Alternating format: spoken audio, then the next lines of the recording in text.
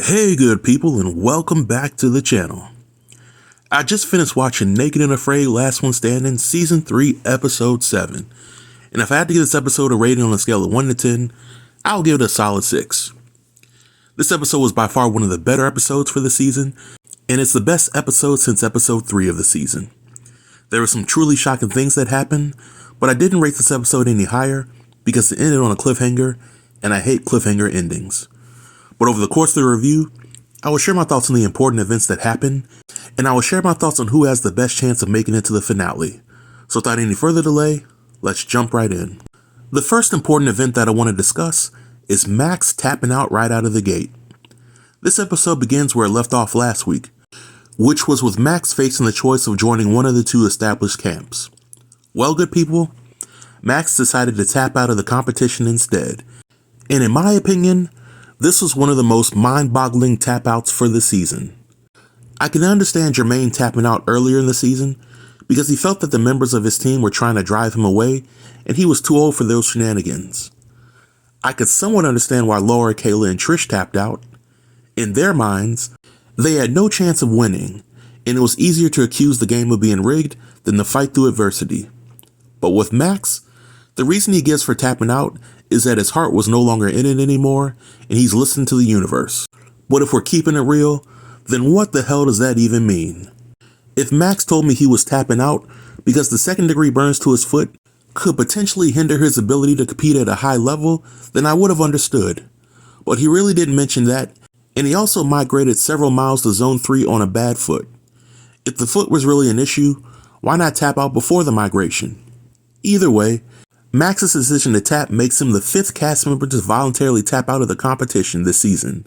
And when you combine that with the 2 med taps from the season, that makes 7 cast member exits that were not due to an elimination. Now, I'm not exactly a math whiz by any means, but 7 cast members leaving the show due to medical or personal reasons is half of the cast. To put that in another perspective, the last time a cast member lost an elimination challenge and had to leave the show because of it was about 4 weeks ago.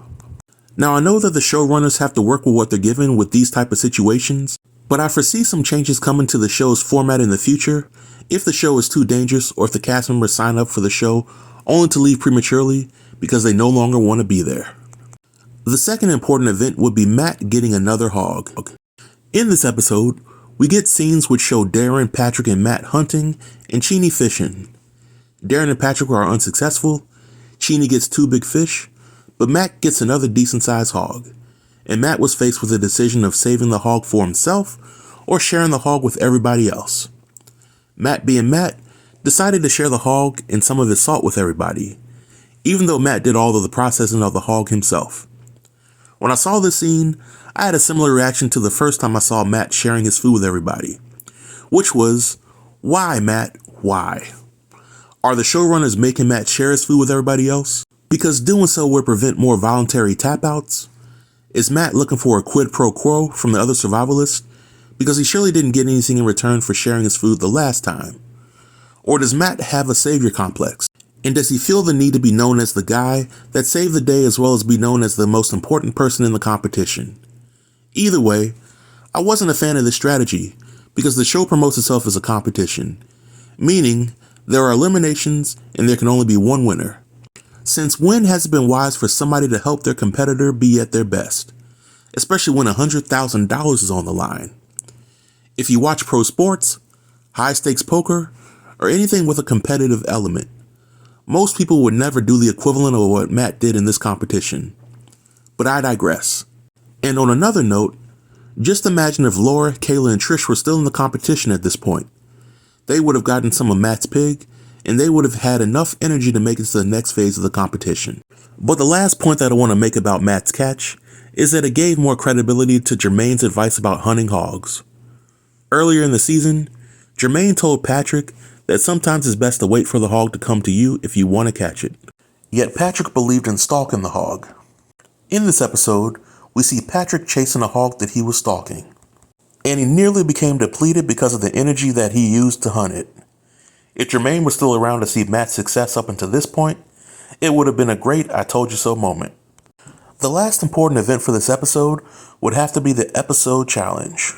Now, because Max tapped out in the beginning of the episode, this challenge was not an elimination challenge. Though something tells me that it would have been an elimination challenge if Max had stayed.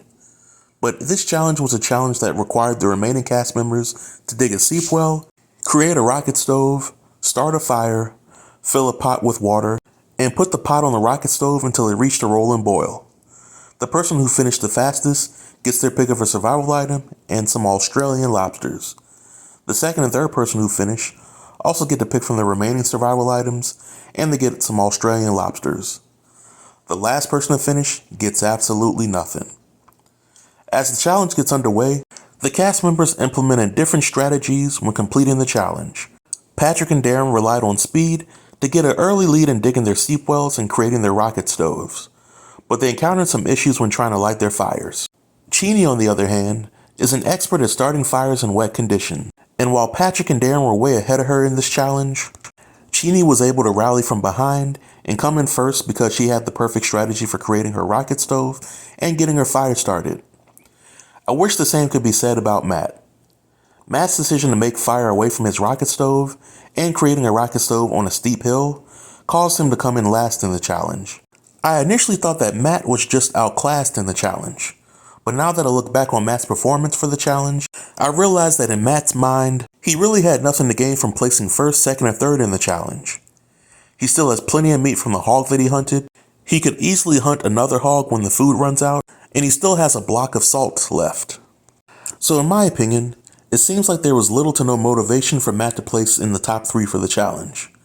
But the last thing that I want to mention for this challenge is that if Laura, Trish, and Kayla were still in the show at this point, then this challenge definitely was not a challenge that catered to the strengths of men. This was a challenge where the good strategy outweighed physical ability. Now as the episode comes to an end, the cast members get a scroll and they learn about an upcoming elimination challenge.